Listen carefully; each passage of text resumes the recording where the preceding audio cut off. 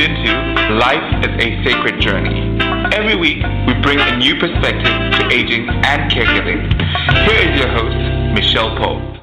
Good morning, good afternoon, and good evening, wherever you are in the virtual neighborhood of Life is a Sacred Journey. I am your host, Michelle Pope. It is always a great honor and privilege to be with you. There's a lot going on in the world, so it's really great to be able to come together and be with all of you and others. Yeah, a lot going on. But before we go into my 30-something pondering, I think it is, I want to wish a happy birthday, Louis. I don't know if you're out there. I hope that you are, because they're in Belgium, it's 9 hours ahead, so it must be like 4 or 5 o'clock or something in the evening. But I want to wish you a happy birthday, Louis. Here we go. Happy birthday. And if you are watching this, put it in the chat. Wish Louis a happy birthday. It is his 9th birthday. So I'm going to, there you go, Louis. Happy birthday. Happy birthday. Happy birthday. Happy 9th birthday, Louis. I just love doing that. Let's do that again. Happy birthday, Louis.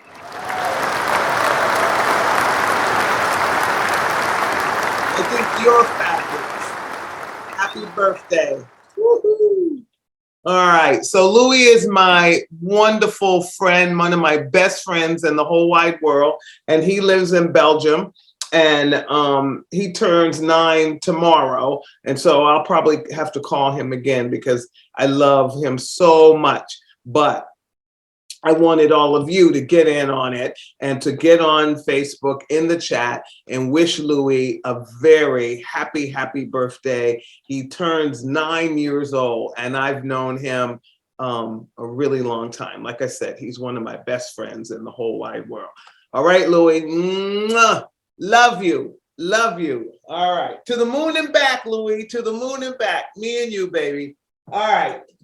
So good morning, friends. It is so good to be with you. And as I started, there's a lot going on in the world. This morning, as I was coming in, I was listening to NPR, and there's a teenager that's out in the world, another teenager mentally ill and creating problems, not only for his family himself, but committing a murdering people. And over this past week, I've had to firsthand understand what mental health and its impact, not only on your family when it's occurring in your family, but when there is a mentally ill person out and about in the world, that is, medicines aren't being controlled, and where there is no intervention to keep this individual safe or keep other people safe around them. Firsthand. I won't go into it in a lot of detail, but firsthand this week, I saw it happen. It occurred within my family where a mentally ill person, is doing stuff that they shouldn't be doing. And I was in that person's presence this week, and it was very frightening because this person needs help. But if they don't get help soon, they're going to do something that is going to be detrimental, not only to other persons, but to themselves. So we can't keep allowing mental health to go unchecked, because when it does, when somebody else cries out and says, this person is victimizing me and creating a problem for me, there should be other solutions available to help that individual so that they feel safe, but also to help the individual with the mental health. We shouldn't have to wait for something to happen to an individual before we recognize that this is a bad situation, because when a person is mentally ill, and it is not their fault, it is not something that they should be bastardized about, but they need help.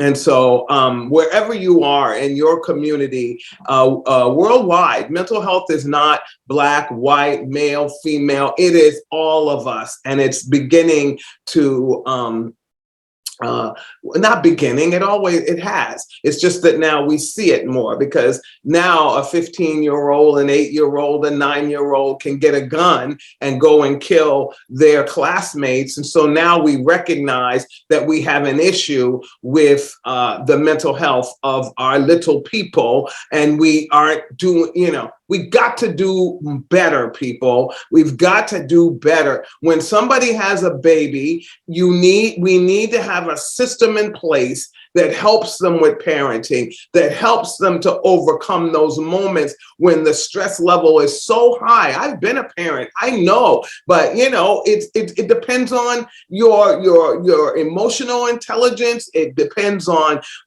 what you believe in. For me, it was my faith. And so thank God I had it, because there were moments where I thought that I was being a bad parent because I wasn't feeling like parenting that day, or the whatever it was. And we need help so that we don't keep passing on our damages to our children. Because when a 9-year-old or a 15-year-old can get a gun and go into their school and kill their classmates, their teachers, and other people around them, something is wrong with that baby. And yes, I said it, it's a baby.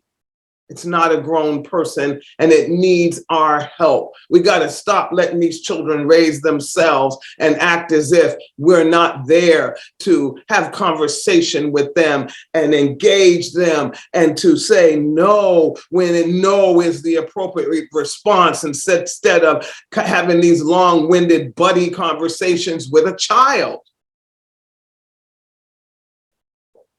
I'm just saying. We got to protect the generations of humans that are coming up around us, and give them a foundation that they can hang on when stuff goes wrong, because stuff goes wrong. Stop telling your children that everything is going to be all right, because you don't know that. But what you do know is that if they are taught joy, if they experience joy, if they experience love, then they're going to search those things out as they age and as they grow into adulthood. But if there's no love, there's only all the isms being taught to them, and there's no asking how you doing, and there's no hugging them even when they don't want to be hugged. All that stuff. Stop reading these books and implement some of this crap that you're reading. If you're reading, or if you're watching documentaries or whatever, stop watching and reading so much and start getting into the doing. That applies to racism. I had another situation this week where I was floored. I was absolutely floored that to the implicit bias that was perpetrated upon something that happened in my agency and with me. And when I was shocked that when the person thought that they had the right to do something that to me, I would never have done. I would never in a million years thought about doing, but yet felt free to do it. And yes, they apologized and all of that, but the fact that they even did it makes it weird, particularly when I'm supposed to be a colleague and somebody that is respected in the field that I'm in. So we got to slow down and stop using words just because they're the words of the century and they make everybody feel good. We got to start practicing what we preach, and we got to start walking into the paradigm that we say we want to embrace. If we're saying we don't want racism, let's walk into that. Let's walk into that courageously and have that conversation, because it's going to take conversations, okay? If you want to walk into preventing ageism, every time we talk about age in certain circles that I'm in, I want to cringe, because it's sort of like, you really think that you don't need all ages at the table? How wonderful would it be that if you had all ages at the table? I just said I have a 9-year-old friend that lives 8,500 miles away from me. But in September, when I was with him, he taught me so much. Age is, as Aaliyah used to say, age is nothing but a number, because there can be ignorant older people just as much as there can be ignorant young people. So at the end of the day, we need everybody at the table. That's what diversity and inclusiveness means. It means everybody. It doesn't mean spotlighting one group and deciding that, oh, let's make sure we have more of them than more of these and more of that. And then you end up always having to get a group. You always have to keep going back to get another group to come back to the table because you've isolated them when you spotlighted the other. So that's my pondering around that foolishness. And again, you come to Life is a Sacred Journey because I do love life and I do love humanity, but I'm also a ponderer. And I ponder and I watch and I listen and I feel about all the things. And I don't just speak on topics just because it's something to do or that's not why I'm here. But at the end of the day, I have had a life experience that's taken me down many, many roads, good roads, bad roads, roads that I chose to go on, that the big stop sign, the big stop sign was there, but I chose to go down it anyway. And halfway down, it had to turn around and start all over again. But at the end of the day, I have come out of all of that, I think, a halfway decent person. I definitely love myself and I love all of you out there in the Life is a Sacred Journey neighborhood. So thank you so much for joining me this morning. And so now that I've got that off my chest, let's in the next 15 minutes or so, I have some things to share with you. So my book came, Megan Logan, Be Kind to Yourself. It finally arrived in this week, I think. Yeah, this week. And so, as she said, this is an amazing book. It's colorful. It's beautiful. And so it's a 52-week Be Kind to Yourself self-love workbook for women. It says it, it says best-selling author of self-love workbook for women. But as Megan told us last week, anybody can use this. I'm looking for some people to do this 52-week program with. So if you're interested in joining me for 52 weeks, I don't know, maybe we can start in January when my schedule and our schedules, we can plan it. But I'm looking for some people to do Be Kind to Yourself with me, meeting once a week because it's 52 weeks to review each of the weeks together. And let's do this journey together. Be kind to yourself, Megan Logan. Thank you, Megan, my good sister friend, for joining me last week on Life is a Sacred Journey. You know you mean the world to me. I am excited that I know that beautiful human. She is an amazing woman, and I know that she really is trying to be the change that she wants to see in the world. So Be Kind to Yourself by Megan Logan. Get it, and if you're interested, drop me a note. You know how to do that. You can do that on Facebook, or you can go to the MichealPopeProductions. There's many, many ways that you can drop me a note. But I'd love to do this with a group of you. 52 weeks of Be Kind to Yourself. Let's do it together. Okay. The other is preparing, right? We talk about that all the time, that when you prepare, plan, and know your purpose, the P's, plan, prepare, plan, and knowing your purpose. You can do a lot of things in your life, but a lot of it takes planning and really sitting down and knowing your vision and what your goals are. And you all know that I think it's been a year, maybe, I'm not really sure. I think about a year. I had the honor of doing the training with Rob Schallenberger, Do What Matters Most. And as you know, Steve Schallenberger has been on Life is a Sacred Journey, a man that I have become a great friend with, and just really adore him. And so I've read the book, I did the training, and as I prepare for 2023, God willing, and the creek don't rise, I make it there, I've gotten my planner for 2023. Everybody knows that I'm big on journals, planners. I have a whole box of journals that my kids, when I pass over, they're going to have to get rid of, but I'm leaving them so that they can peruse through them because there's some gems of wonderfulness in them. Yes, if I could say so myself. But becoming your best, this, I don't know if you can see this, Global Leadership is the sort of parent company of doing what matters most. And it's about productivity, time management, and leadership. And I have the big book from last year because I got that when I did the training. But I love this because it has a place for your visions and your goals for the year. It also has affirmations for you, build and maintain. Actually, this is from Steve. The actions you choose in your daily life will either strengthen or weaken your relationships. Steve Schallenberger. And you put the month and the year, and then it has calendar. And what I love about what Do What Matters Most, and the training, was that it helped me to plan and be productive in ways.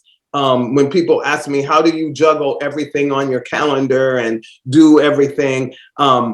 I wasn't doing it very well before the training. I'm doing it a lot better now that I'm making time, even for the things that seem to fall by the wayside when we're trying to build career and for me, just live my best life. So this is another book. So I don't know how you do your planning.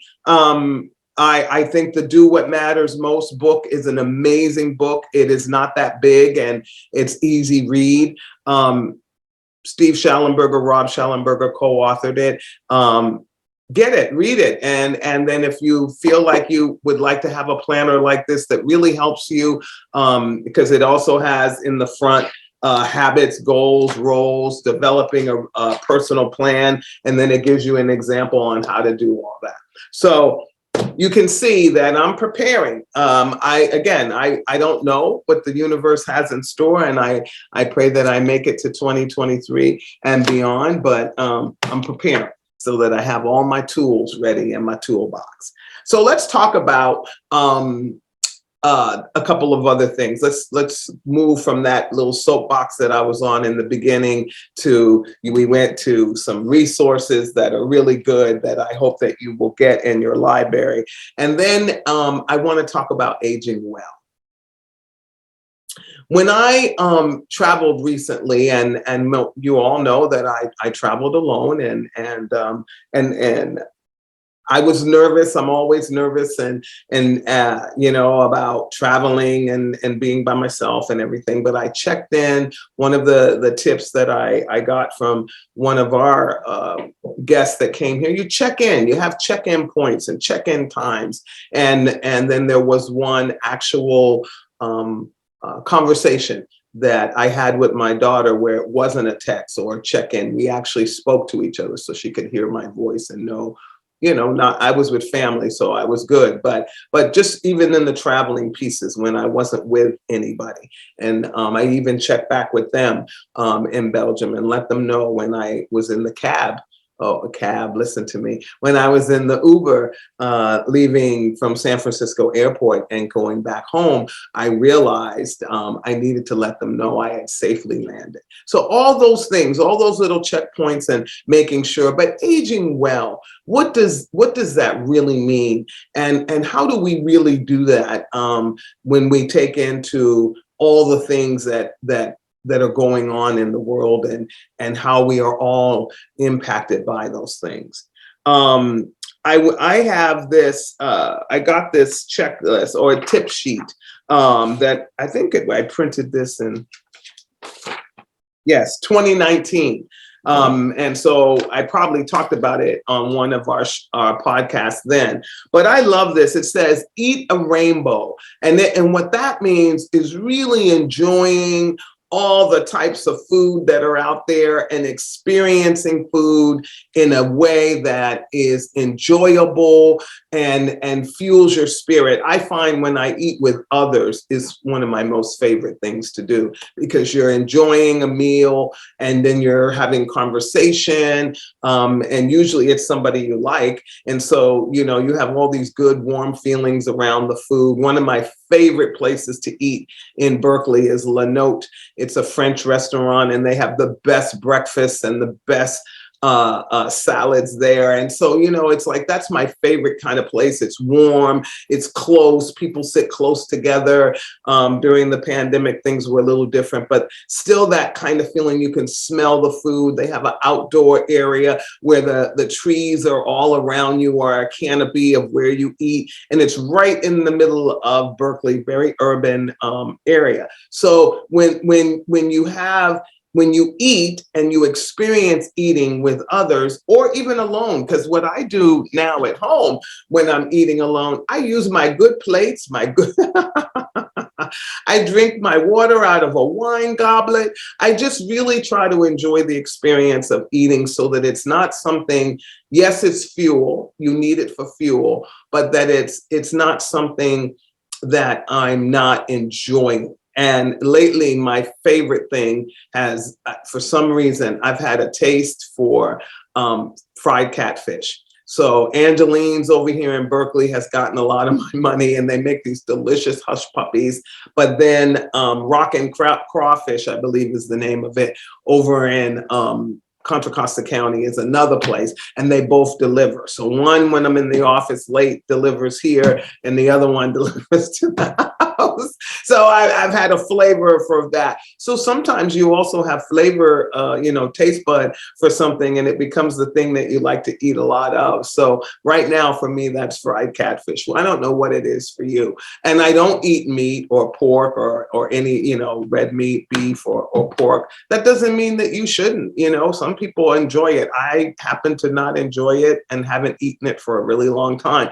Every once in a blue moon, if I'm somewhere and somebody cooks it, I'm not going to say, I don't eat meat, don't give it to me. I'll eat a little bit and eat a lot of the other stuff, because that's what you do when you go into somebody else's home and maybe you haven't pre-warned them of your eating habits. You can't just always be like so in people's face with your stuff, right? It's your stuff. Nobody made me eat the way that I eat. I eat the way I eat because I want to. So one of the things to aging well is to eat a rainbow. And that means your fruits, your vegetables, finding out which ones though don't work for you. Like I can't do soy.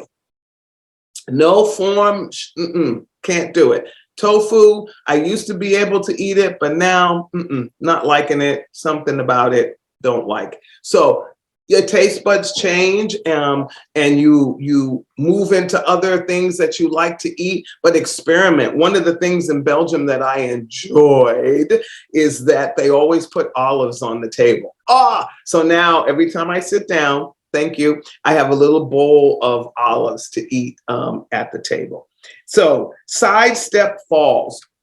Going for a walk at least 30 minutes a day helps you with your balance. The most important thing that you can do is to make sure you have great walking shoes, sandals, whatever it is. I meant to bring mine. Before I went on my trip, I bought these incredible Doc Martin, however they say it, sandals. Oh, they were the best. I'm so glad that I bought them. Yes, I paid a little bit more for them, but they were perfect for the trip. I was able to walk and go wherever I wanted, keeping my balance, not feeling the streets are cobblestone, not feeling like I was going to fall. And definitely in the airport where I was running from flight to flight, I had a sense of security, because they were just wonderful, and they were a little platformy kind of. So for me, I like having a little bit of height in my shoe. So all of those things, making sure you go for a walk for 30 minutes, wearing comfortable shoes, If there's anybody out there that wears a size 12 and wants some really cool pumps, I've got about 9 pairs of them that I'm willing to sell for a very low amount because I cannot wear them.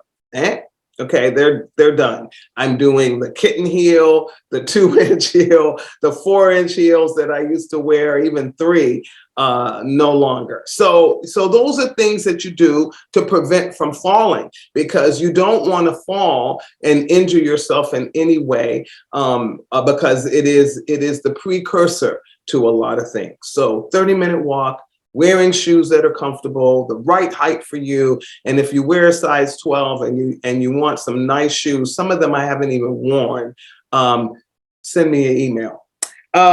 Toast with a smaller glass. Yes, they're saying here that the amount of alcohol that is safe to drink as we age in place, we don't want it. We want to make sure that the medications that we're taking them not when we're drinking, because we don't want to drink alcohol and use that like water or juice to take a medication. But they're saying no more than 3 drinks on a given day or 7 drinks in a week.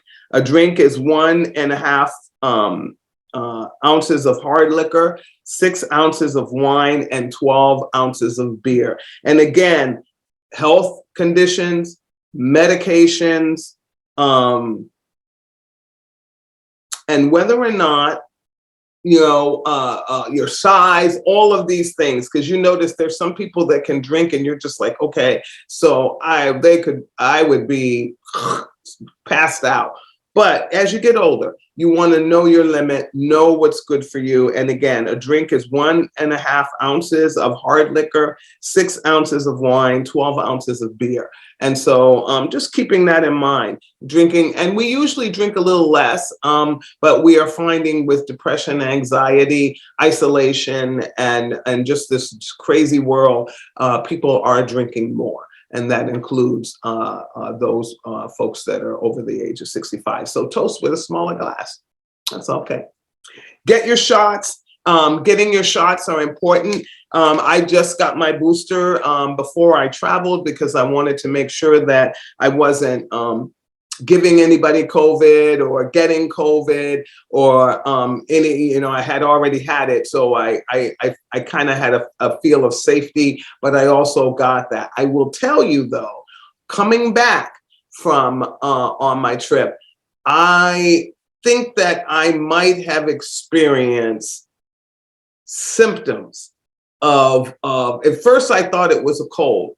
But then I started to feel a little tired and my nose was running like a faucet, low grade, not fever, because I took my temperature. It never got, but inside I was feeling a little. So I think that I may have gotten exposed to it again. But because I had the booster, my body fought it off, or it could have been a flu, or it could have been a really bad cold. But whatever it was, because of the mask, because I wore my mask while traveling, and the booster, I never really got sick. And then once I got home and got some more rest and all of that, I felt much, much better. So get your shots, whatever they may be, the pneumococcal, all of the shots that you need, and just be up to date with them and know what they are. Kaiser has a great online system where you can keep track of them. I actually don't keep track of my shots. My daughter does because I don't have time.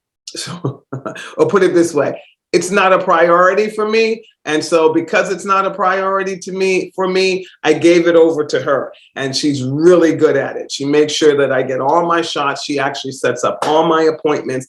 I hate going to the doctor. It is a phobia that I have, even though I have told you here on Life is a Sacred Journey to make sure you go to your doctors, but I have a phobia against the doctor. It just, something about it makes me weird. So my daughter takes care of it. And once she plans it and tells me when I'm going and when to pick up this or what that, I do it. So get somebody, if you have a phobia, against going to the doctor. Get somebody you love and trust to take that over for you so that you do take care of yourself. Having your health care checkups and all those things are very important to aging well.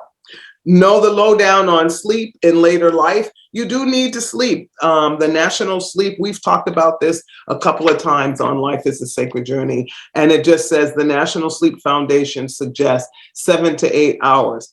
I am that gal.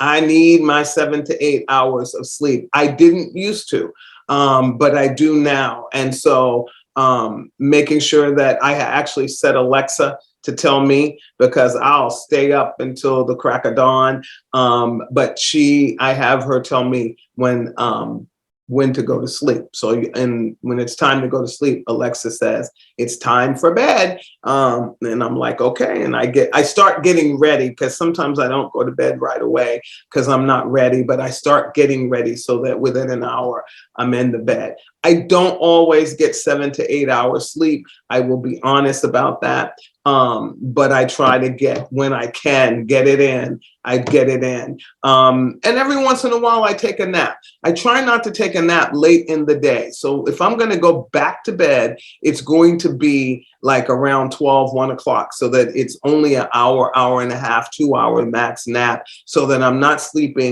taking a nap like at 3 o'clock in the afternoon and waking up at 6. So I try not to do it that way. But again, getting enough sleep, getting enough rest, and being quiet with yourself, turning off your phone and turning off this computer thing, and just really being quiet is also a great thing to calm your mind, your mind, body, and spirit.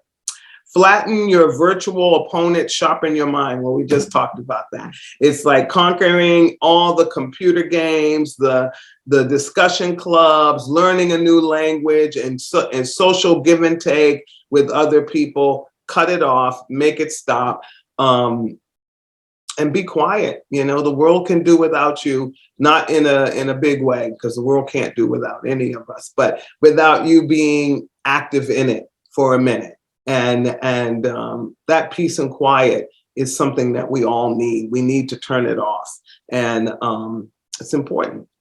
The next thing it says, enjoy safer sex. Older adults are having sex more often and enjoying it more. Research finds, unfortunately, more older people are also being diagnosed with sexually transmitted disease. And we actually are going to bring someone on to talk about this, because we don't talk about stuff. We act like it's taboo, like older people aren't supposed to have sex. If they're in a healthy marriage, healthy relationship, and intimacy, so we need to protect ourselves and stop acting like sex is only for a certain group of people. So to protect yourself, again, we always know you use a condom, no matter what age you are, you use a condom. As people get older, they say lubricants and all those things are really important. And, if you're in a monogamous relationship with someone, know their sexual history, and all of you always get tested just to make sure. Make sure somebody brings you their testing sexual report card so that you know what's going on, so that you don't get ill from any sexually transmitted disease. Get your medications checked. Always, always, always, always. We're doing a medication management program here. We're going to begin it here at Alzheimer's Services. We've been doing it for a while, but now we're going to enhance it so that, we can see what medications a person is on. And if you're on more than one, somebody needs to know that. A pharmacist is a good person to be a friend with, and say, when every time you get a new one, say, I'm on these too. Can you tell me, do they all work together? Is this okay? And that's a really good place to start. Speak up when you feel down or anxious. I think that's very important for everybody in this age and time. Speaking our truth. This is the other day was National Come Out Day. And those of us who want people from the LGBTQIA community to know that they are safe with us, put on our Facebooks, Instagrams, and probably even picked up the phone and called a few people and said, you're safe with me. I did all that, but you know what? There was a part of me, and I wrote it in my journal. Why does anyone have to make other people feel better by saying, this is who I am. We should just be accepting of people for who they are and who they present themselves to be to us. Who are you? Who am I to say, I don't like that, I don't like this? Well, unfortunately for those people who don't like this person or don't like that person, these people are all people, Black, white, all of us are living on this planet together. So you're going to be in the presence and company of someone that's probably different than you in some way, shape, or form. Not all of us love the color red. Not all of us eat oranges. Not all of us drink coffee. We're all different. And if you started to break us apart in a microscopic way, we're all very different, but yet we have a common thing. We have a body, we have a heart, we have things that make us human most of the time. So as we move forward, not being concerned about other people and how they're living their lives in a way, yes, being concerned for a humanity that's broken, that's mentally ill, and being advocates for care and helping those individuals. But a person who is LGBTQIA, I just think that we've gone too far in bastardizing their lifestyle, meaning lifestyle like the thing that I always say, if I knew before I could turn brown that the world would have hated me so much in my mother's womb, would I have allowed myself to come to the world as a Black person knowing that people were going to hate me for the rest of my life? Possibly not. Same thing. So then if we are created that way through the universal order of molecules and whatever, then why are we as the other human being trying to say that human being can't have the same rights as this human being or that human being or this? And it's not working for us. That's the other thing. It would be great if it was working for us, having all this division, hatred, and all that, but it's not working for us. It's annihilating our spirits, it's annihilating our souls, and it's killing us. And we're killing each other because of all this stuff that we think that we must force and down other people. No right, no rights. So when we talk about civil rights and we talk about all this stuff about equality, we need to be careful, because at the end of the day, we should be treating everybody with respect, and everybody deserves an opportunity to live a lifestyle on this planet, because you didn't create the planet. If you did, raise your hand. I know I didn't. So I don't have a right to say who the universe puts on the planet, and I don't have a right to say how anyone is created. And I want to love people just as they present themselves to me, just as they are. And hopefully they will do the same by me. And if they don't, then they can get out of the way. I will love them from a distance and keep it moving, because we don't have to. And that's the key to it all. We don't have to. So move gently in the world. Last thing, find yourself the right healthcare worker and professional, and make most of your visits. So keep a journal, write it down if there's some kind of health issue that you're having, and so that you can have a conversation with your healthcare provider. There's one thing that I did want to read to you before I left you this morning. I love this picture. This woman, I wanted to share this with you. There was a research study that was done in May 25th, 2021, and it's a study that about life. I'm studying longevity and all of that. So that humans could live up to be 150 years old. All right. It's about blood cells. It's about all kinds of things. It's not just what you think. And they had a picture of this woman. Oh my God, she's amazing. I'm gonna show her to you. Her name is Janine Clement. She enjoys a daily cigarette and a glass of red wine on the occasion of her 117th birthday.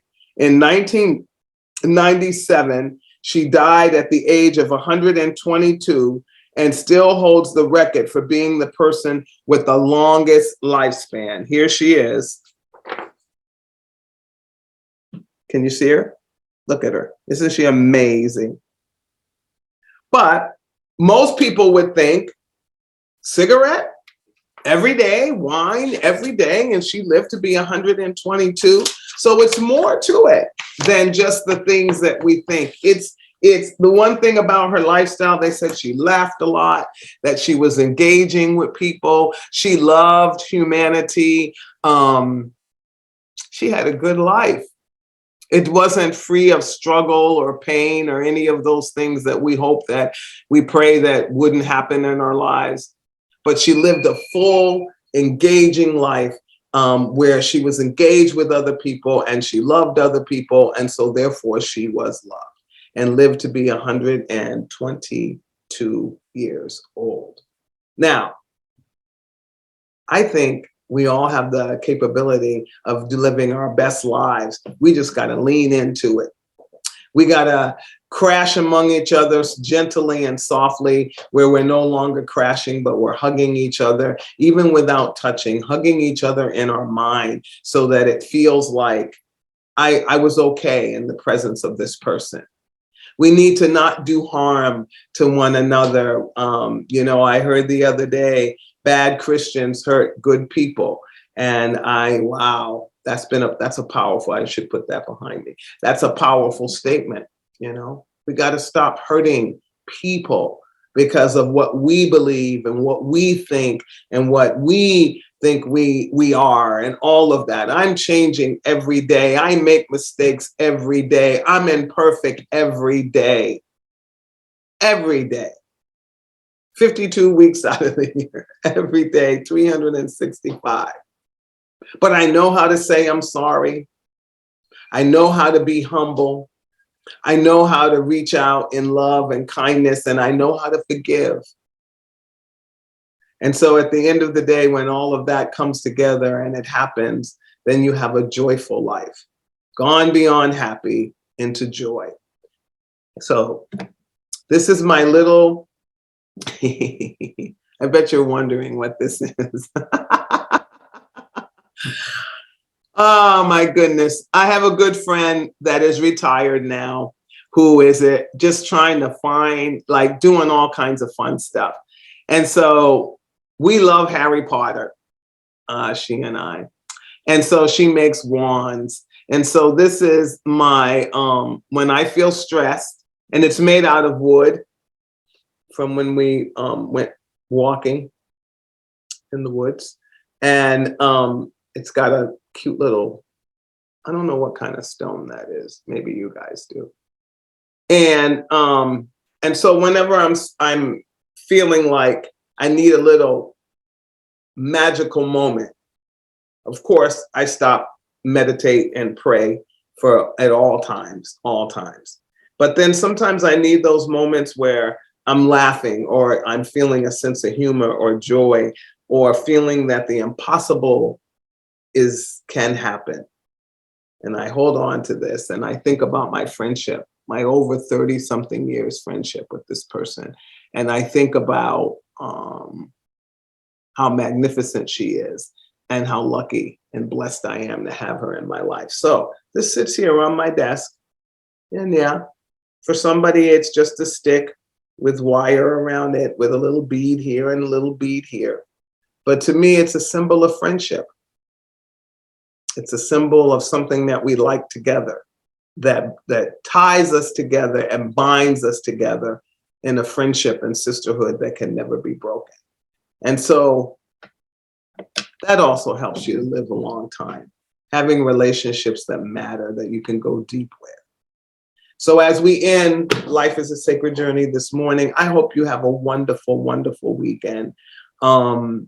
And if you're out there and you're feeling angry, you're feeling like you want to commit suicide, you're feeling like you're lost, please, 988 or 1-800-273-8255, 988. That's all you got to do. And then last week, Megan Logan gave us a text number that I'll add to my Post-it so I can provide that as well. But we got to help you so that you can feel like you matter. And 988 is the place, or 1-800-273-8255. There will be somebody on the other end of the phone to talk to you and help you get the resources that you need, but at least to help you get through this moment of feeling as if you don't matter and that you want to end your life or end somebody else's, actually. That too. All right. Well, have a good weekend, everybody. Go out. It's a cloudy, foggy day here in the Bay Area, but you can be the sunshine wherever you go and try to do that. Know that we're all in this together, because we are. And pet a cat, pet a dog, hug a tree, hug yourself, hug someone else, even if it's only in your mind. But be love, because without it, we will all, the humanity is suffering without it. You see it, we see it every day. So be love, all right? Have a great weekend, and thank you for sharing this time in your life with me here on Life is a Sacred Journey. Be well, be blessed. Peace.